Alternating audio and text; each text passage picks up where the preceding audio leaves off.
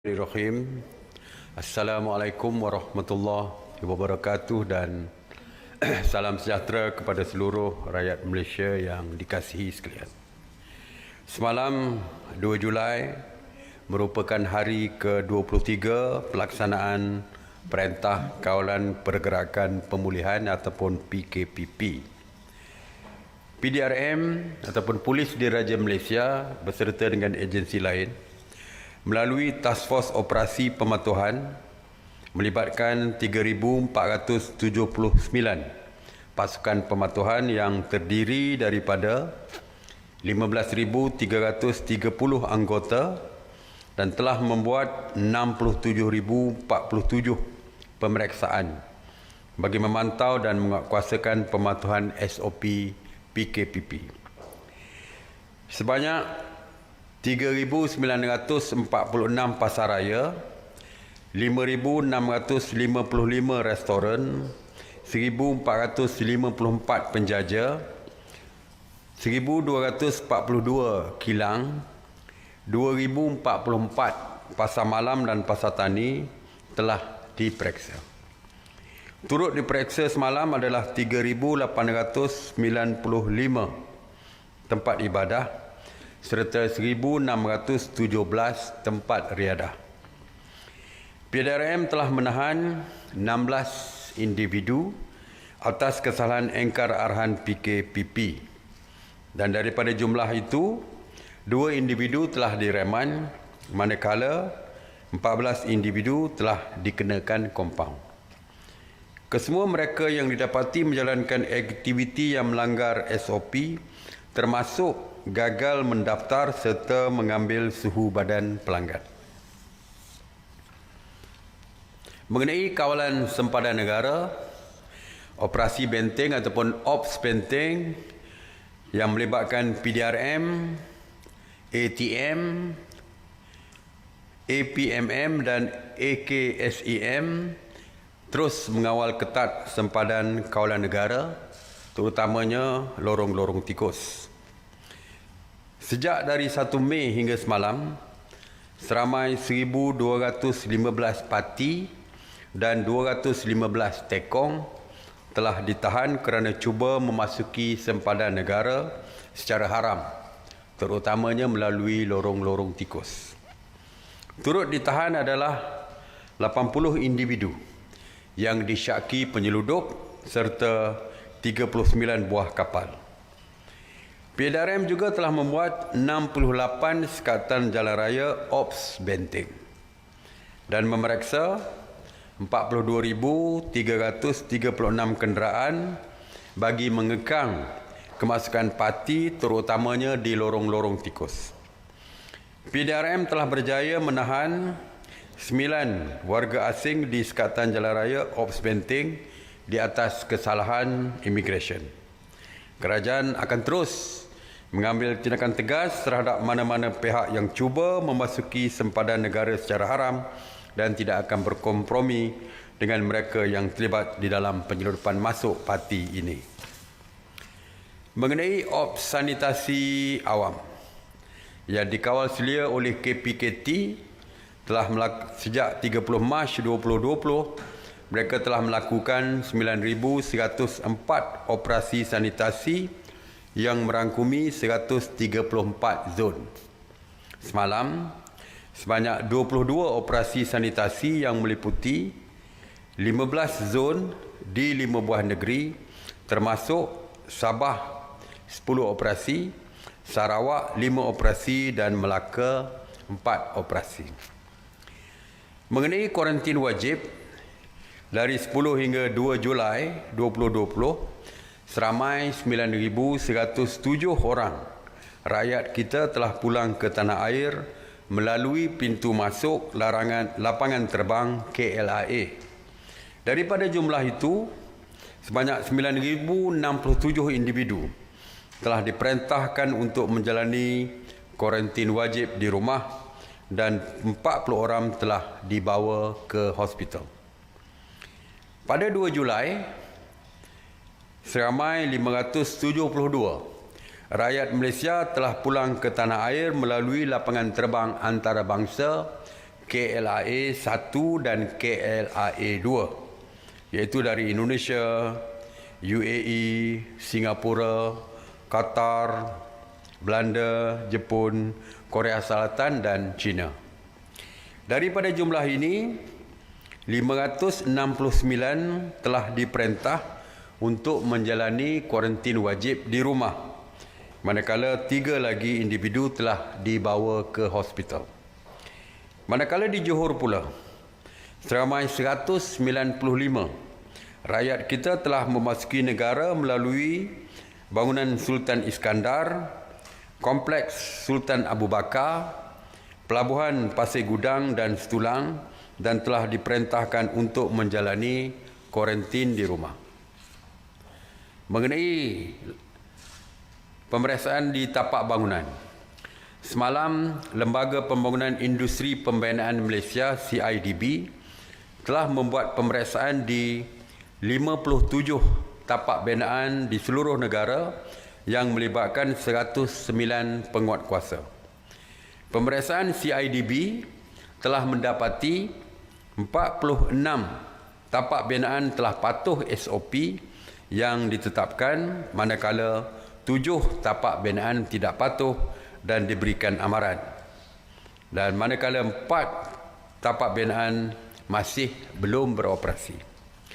Jumlah kumulatif tapak binaan yang patuh SOP adalah 2,706, manakala 491 tapak binaan tidak patuh SOP dan diberikan amaran.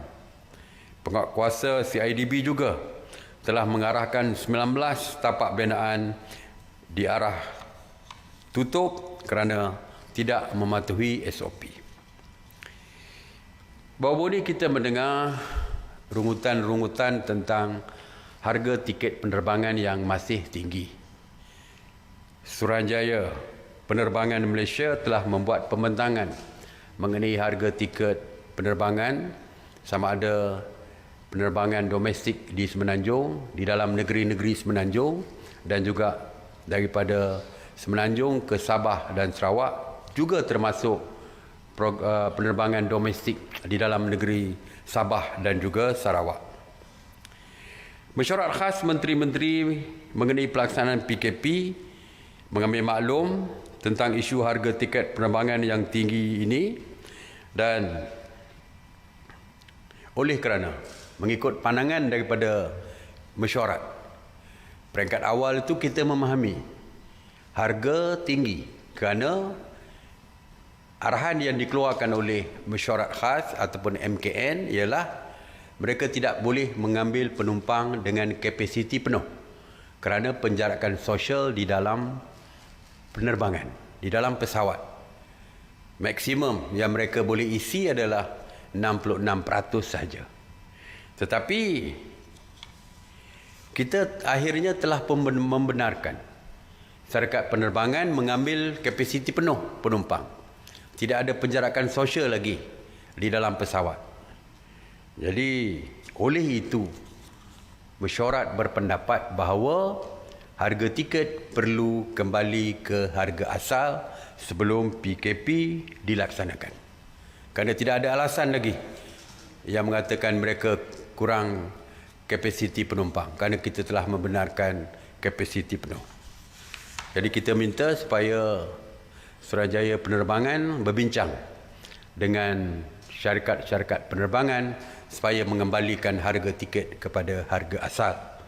Dan seterusnya, kita juga meminta kepada Suruhanjaya Penerbangan berbincang dengan syarikat-syarikat penerbangan supaya memberikan harga tiket yang istimewa kepada pelajar, guru-guru sekolah dan juga pelajar-pelajar dan pelajar-pelajar institusi pengajian tinggi, kerana sekolah akan dibuka, dah pun mula dibuka, malah kita difahamkan institusi pengajian tinggi juga akan dibuka.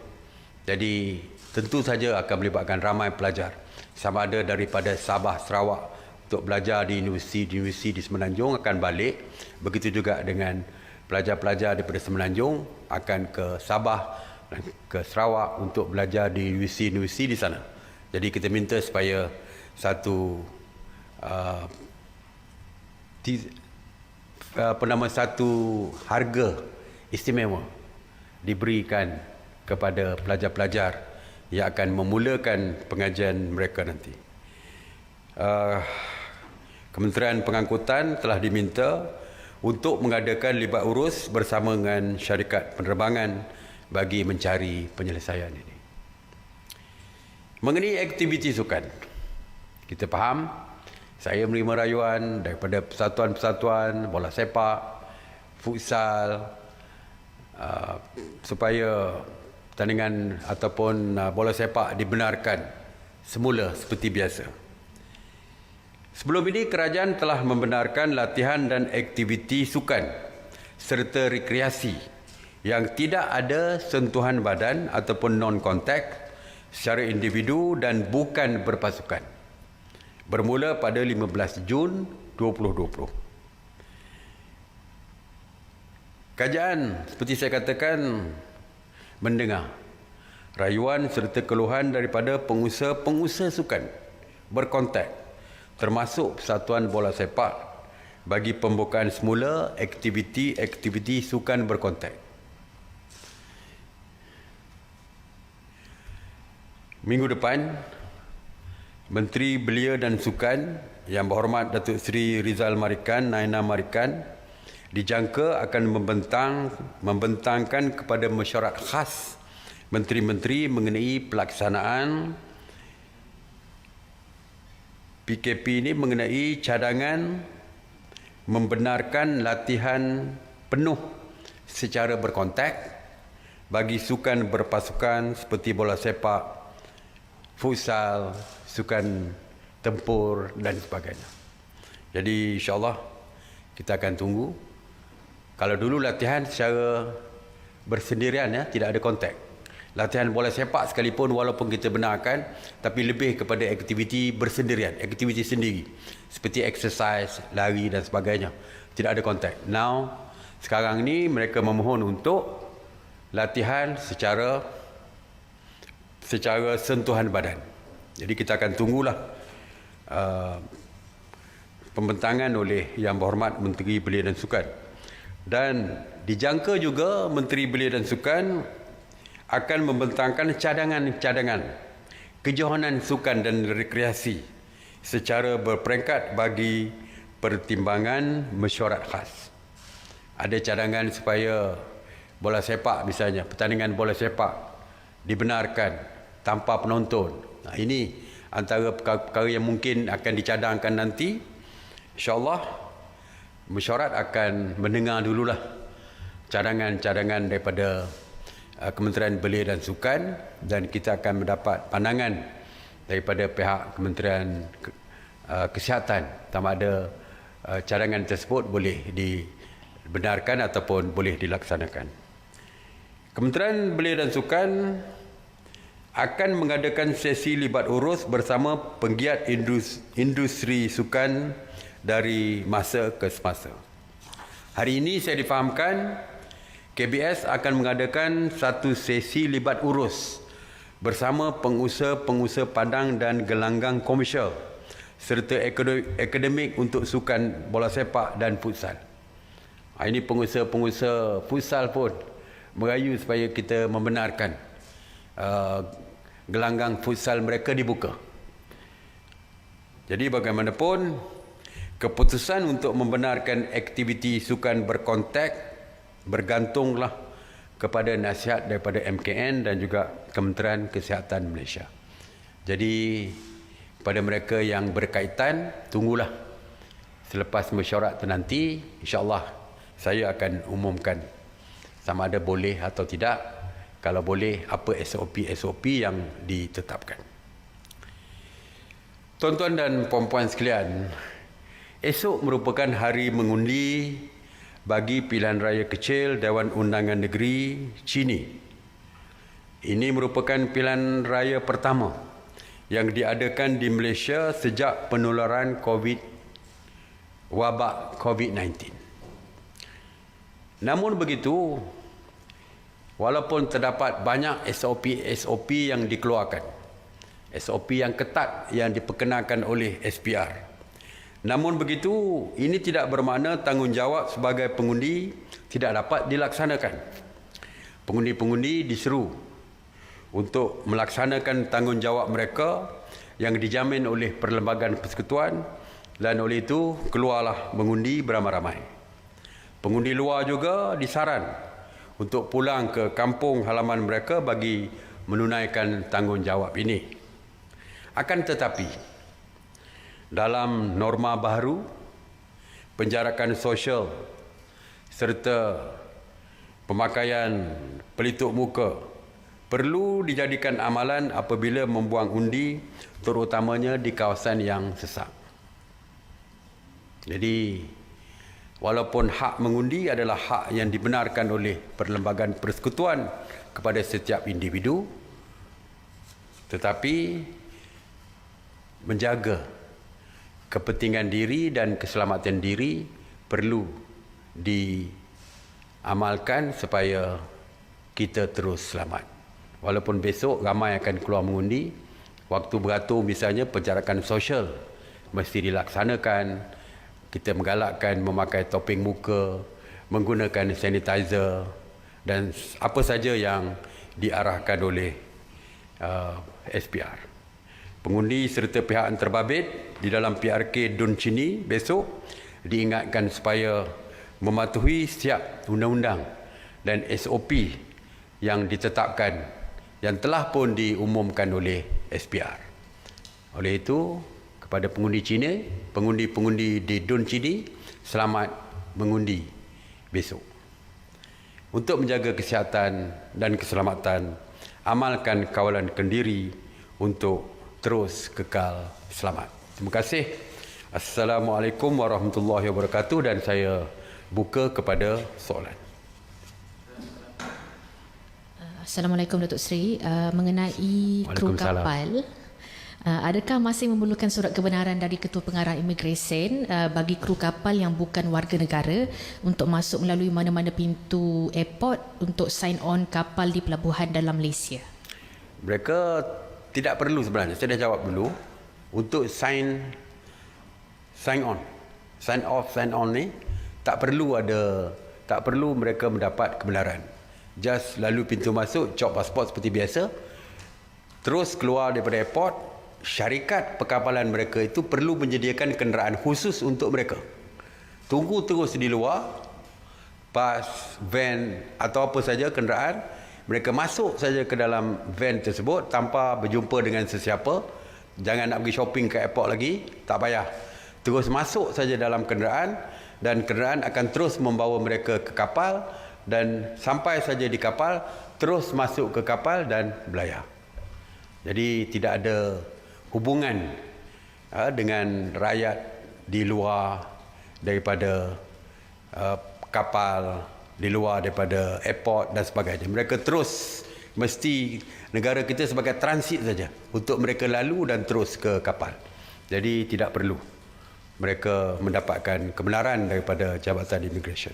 Ya. Alright. Assalamualaikum Datuk Seri. Kerajaan Sabah benarkan pekerja asing Cina masuk ke negeri itu.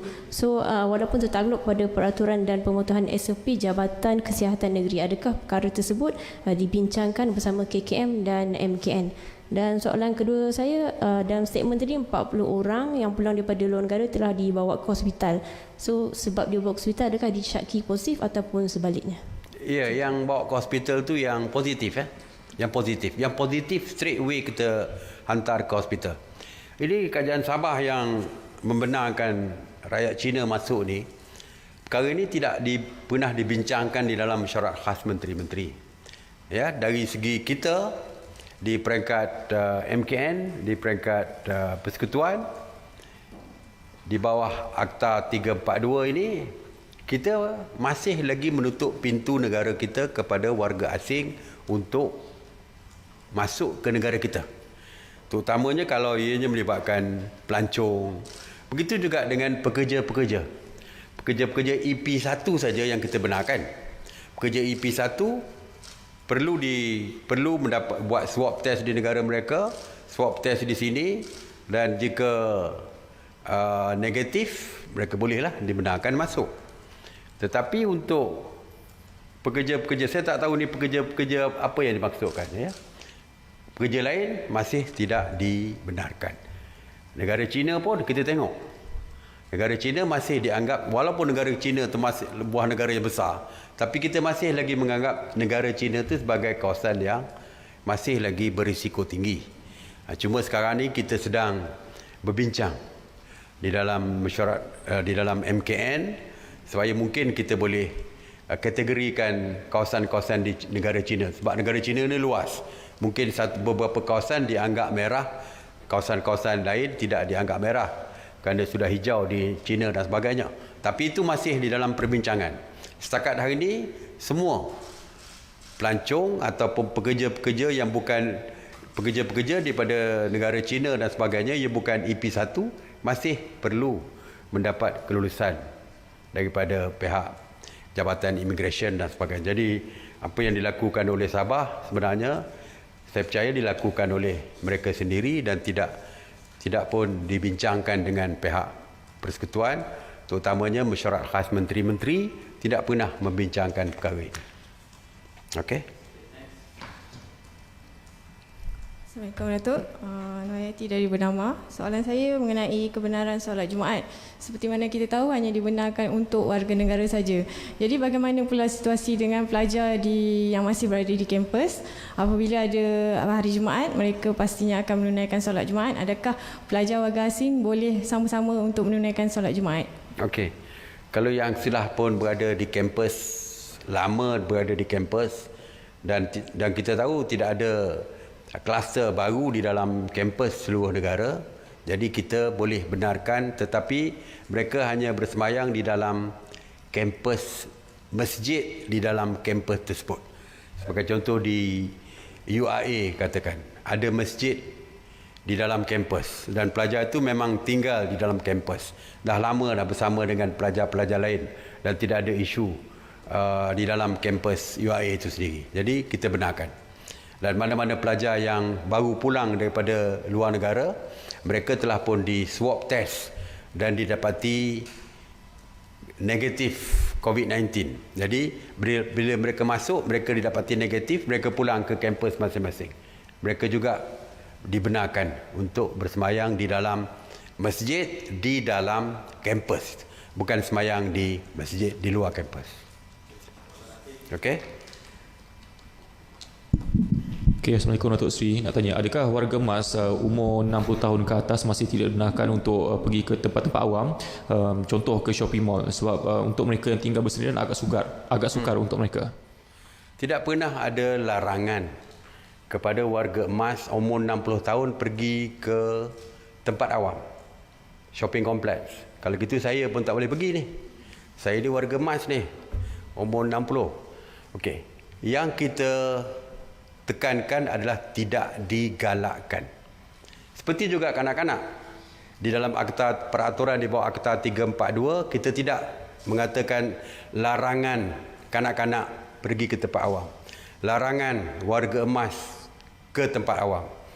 Yang kita katakan adalah oleh kerana mereka ini berisiko tinggi.